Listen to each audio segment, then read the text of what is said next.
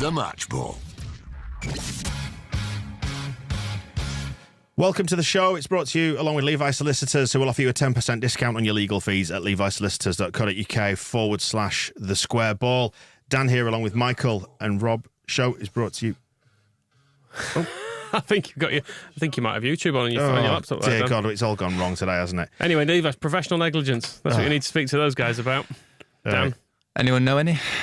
Dan, Angus Kinnear, Victor Alter. levisolicitors.co.uk/the square ball. For your 10% discount on your legal fees. Favourite service? Yeah. You made the joke. I made it. Professional. I did it. Yeah. Negligence, yeah. Right. So, we were trying to go live before, but it just wasn't having it. Technical errors and stuff. So apologies if you've been sat there waiting in the comments. We were reading them out, weren't we? We sort of started doing a show, then realised it was not working. Anyway, we're here to do it. And what did you make of that? We've said it once, so let's say it again. It was good fun. Yeah, I enjoyed it a lot. We're in trouble, aren't we?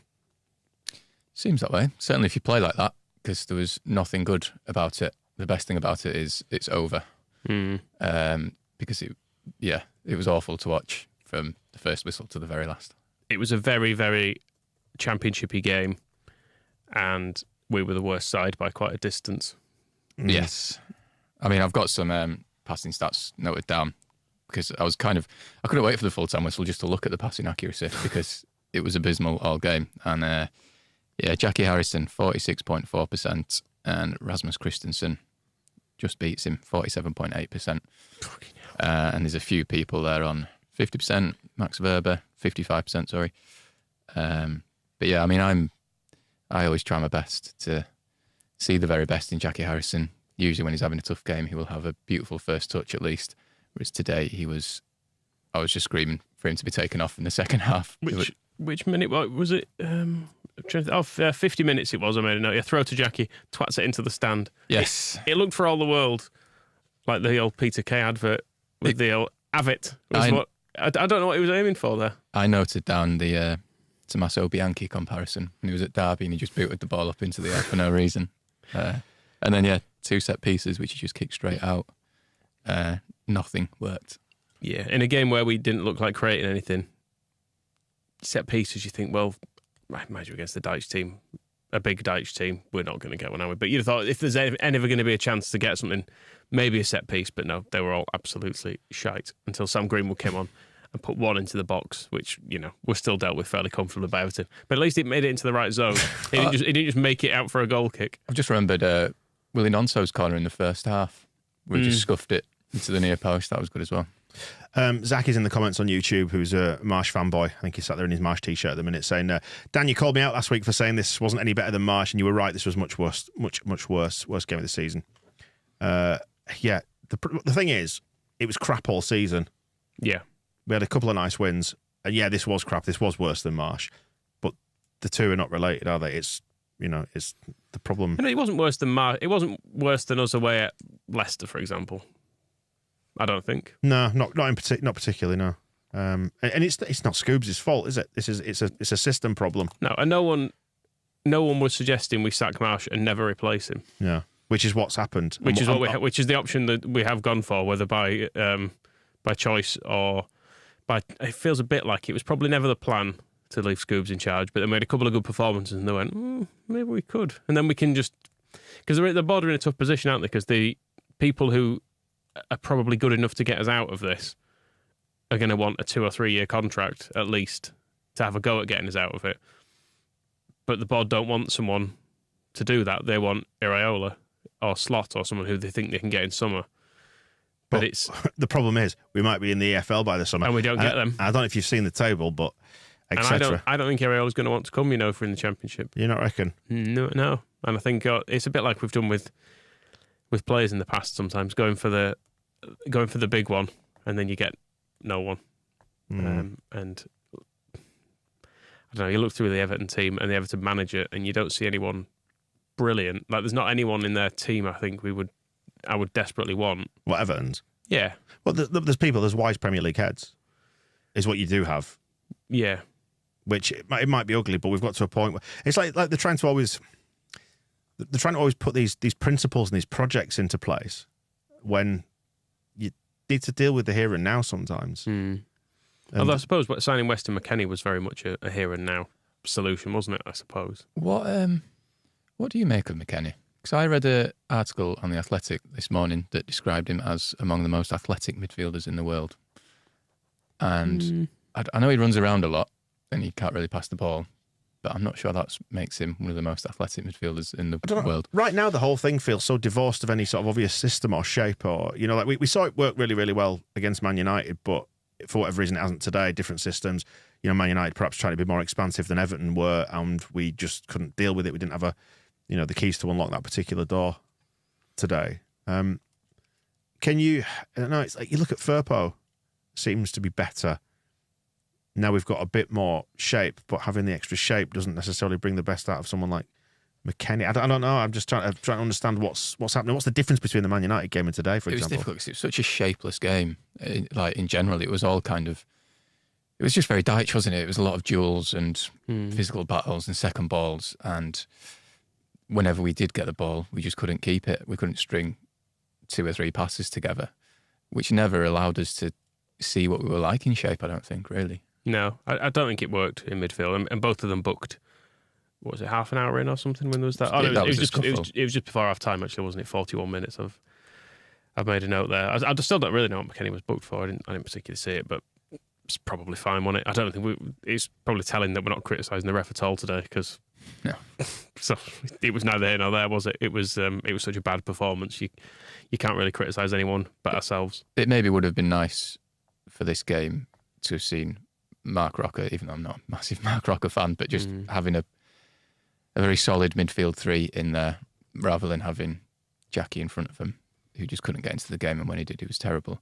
I was even thinking at half-time, would they swap Harrison, bring a defender on and move Verba into midfield just to make it a bit more solid? But the fact Verba had to go off injured and Rasmus came on because Cooper doesn't seem to be fit, even though he's on the bench. None of it sounds good. No, I mean, Verba, we don't quite know what Verba's done. It looked like he might have been at first you thought he dislocated his shoulder or something because of the way he fell on it. But presumably if he dislocated it, it'd have gone off at the time. Or maybe... Have you not seen, is it Mel Gibson? Lethal Weapon 2. I thought you say Sam Sodji, didn't he? Put it back in. Lethal Weapon 2, where he just bangs it back Sam in. Sodji was in Lethal Weapon 2. Yeah. But yeah, I mean, obviously we do need Verba because he's been our best defender probably since he's signed. Is there a way out of this? Is there a way out of this, in your opinion? Play better. There's loads of games left, and we're 15. And if we win next week, we're probably out of the bottom 3. So there's a way out of it. So we need to win about 5 games minimum. There's a way out of it for definite. But if we play anything resembling like that in the remainder of games, we'll go down having accumulated 30 points at best. That was atrocious. Yeah. There's there's been a few this season where you've come away from it and you've thought, I don't know what we were trying there. I don't know what the plan was before the game.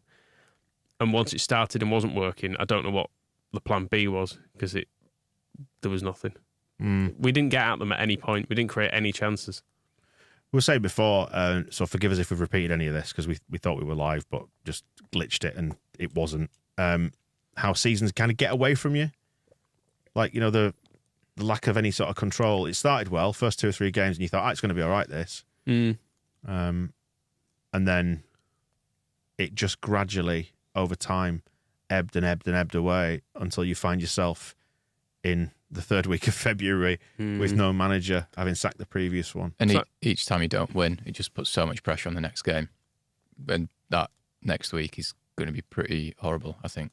I think the board, in terms of the things getting away from you, you do think with the board, the way they've handled this, it's a project that they thought they had lots of time on. And then it's getting quite close to handing it in now. And they're like, fuck. What, we've not done anything, have we? Like, there's nothing here. We need to do something now. Or alternatively, they go, no, it's going to come together. This, don't you worry. Victor Orta's got plans. He's going to. It's some horrendous judgment from boardroom level, is this, isn't it? Horrendous overall. No matter whether you think it was working or not, or would have come good under Marsh, if he was going to get sacked, you had to do it sooner. Yeah, you had to do it sooner and have someone in place. Or at least someone in mind who you'd spoken to. I mean, Christ, Victor Orta was touching up Marsh for 2 years, wasn't he? Telling him what a great coach he was, and they were having fuck knows what they talked about, because Marsh didn't seem to talk about football. He just talked about moments and stress. But for some reason, Victor Orta loved him for 2 years and was desperate for him to be our manager. And then when it came, and that was when we had Bielsa in charge, he was fawning over Marsh. And then we've had almost a year of Marsh, and we've sacked him and then gone, oh fuck, I don't know. Who else is there? Who's doing well in Spain? What is he another one? They were always. Well, they always made a point when succession planning. Yeah, they always made a point under Bielsa. Oh, we've got because he's only on the 1 year contracts. Blah blah blah. But the fact is, in Premier League football or any football, managers, you need to always have a plan for next manager, because they don't last very long. He's been absolutely dazzled by it, and it right up until the end as well. I mean, there is the stories of the board thinking about sacking Marsh after Villa, and it was Orta who was insistent he stays. There was Max Verber, when he was on the Leeds official podcast, he was talking about getting a phone call from his agent, and Marsh had been in touch like a week before January, saying, do you fancy this move? Because if you do, I'm going to put pressure on the sporting director and the owner to make the signing. So Orta's then again seems to be back in Marsh, like, oh yeah, I'll get you your players. And then a game after the January transfer window closes, it's like, oh fuck this guy, he's rubbish. But we don't have any other ideas either. And it's the failure to identify that you've recruited for this guy, and then a second window, as you say, and just say, well, if we are losing faith, and I said this the other day, like, if you are losing faith in him at any point, and it sounds like, the first question started to be asked around Liverpool, but then we beat Liverpool, and then probably questions around Fulham as well.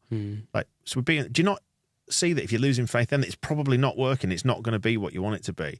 Is it the aspiration was only ever, well, we just need to stay up now, and we probably think we will. Surely you try and mitigate against that, and you say, look, all right, he might keep us up, but if by making a change we get somebody in far more capable and a steady hand, we do it now. But this is what we're going on about foresight this week. It takes foresight to do that, doesn't it? And bravery. I honestly think until quite recently they thought maybe this isn't quite as we had hoped, but it will be enough, and then we can look at it again in summer. But then as relegation has started to creep over the horizon, and I guess fans have turned as well in recent weeks, like the Forest game, there was a definite atmosphere of just get him out now. Like, how long does he need to try and turn this around? Yeah, because he's in a way he never did turn it around. I know we're talking about Marsh here in a game that he's not managed, but it was a year of us not ever having any consistency. We never had a run of even 5 or 6 games where you could say we've played well in all of these and got results in all of them. Like, never was there that. It was win a couple, lose a couple, get a draw, win another one with a bit of good fortune, have a couple of defeats, but we played all right. But there was never anything consistent in terms of results and performances. Yeah. Just more comments from Zach, just talking about the there's a sack the board chance today, Orta time to go as well. At what point will the mutiny begin against Southampton, do you think? Because it's got to be hanging by a thread now, and it'll probably be broadly supportive up to a point with Southampton. But if we don't look like we're on top, I think that crowd it's on a knife edge, isn't it? But if we go behind, it will turn good and proper. Isn't it stupid that it's just come to this? And Orta it'll be interesting to see how Orta handles it as well, because against Bournemouth, we obviously saw him being quite bullish with it and shushing people, and we haven't won since. Tell him to sack the board and whatnot. Which, on reflection, probably not great. Do you think he was stood in front of Kinnear today shouting "sack the board" and joining in with the away? Depends. Was he shouting at the Everton lot, saying that? But the thing is, we've said about Orta before, it's stupid to do it, because it's only ever going to get thrown back in your face. Had we gone on from that Bournemouth game, we were now 10th. Still, no one remembers fondly him saying, yeah, sack the board, fucking hell. What do you want, you lot? Bearing in mind that was a week after Rads had tweeted after the Liverpool game, we weren't terrible last week and we're not champions now. And then Orta's swinging his dick around in the West End. Fucking hell. Yeah, between Orta and Radrizzani, neither of them can keep a lid on stuff, can they? One way or another. Whether or not it's completely pointless tweets about white smoke within the next 2 days or whatever. Tweets about Adam Forshaw being our next midfielder. It shows a real insecurity, doesn't it? It's just stupid. It's just better to be quiet on certain things. And when things aren't haven't been good, which they haven't been for a while, just shut up and try and fix it quietly. You'll get more appreciation for doing that than for when occasionally something does go right, waving it in people's faces, going, see, I told you it was good. You're just fucking ungrateful, you lot, you stupid plebs, with your daft opinions on football. I know what I'm doing. Turns out the fans were probably right, wasn't it? Broadly speaking. Just going to the comments in the post-match, Scoobs is saying it's a tough place to come. I thought without the ball we were strong. We needed to be better with the ball. That's what we needed to work on. That's what we needed to work on quite a bit. With ball and without ball. Need to teach Rasmus how to take a throw in as well. That was a lovely little... It was excellent, his foul throw. I mean, it's been coming for a long time, hasn't it? Yeah. But he really picked his moment with that one right at the end. We've been caught. Ilian's been caught off his line. He's saved us lots of points this season, but in these games, these things sometimes give you a win. It was not good, was it? No. It was very bad. Whether or not it was deliberate, I think maybe it was from Coleman. I think he might have had a little glance at the goal, seen there were no other Everton players there. Give it a whack. But there was a big old gap. There was a massive space for him to hit, whether he meant it or not. 0.05 XG, we looked at that a little while ago. 1 in 20 of them. Fine. Fine. Fine, have your goal. It's all getting a little bit nihilistic again, isn't it? Yeah. Mentioned before, got the old box cutters there. Yeah. We'll keep that out your way, along with the scissors. And the car keys. Could be dangerous in the wrong hands. Possibly. Ah, dear me. What do we do? What do we do from here? Win? Should we try winning? Win some games? That would help. Playing well, passing to our teammates would be a start. Let's start there. Yep. And scoring some goals, creating chances. Well, it's interesting when you say do that, create a chance, kicking the ball. because Scoobs has said as well it was more a case of lacking creativity than being outfought today. But he did reference Everton's physicality, says Popey. I mean, it wasn't ideal. In the formation we're playing today, you essentially need a wide player to do something or Jackie to do something. And as covered, Jackie could not pass a ball today.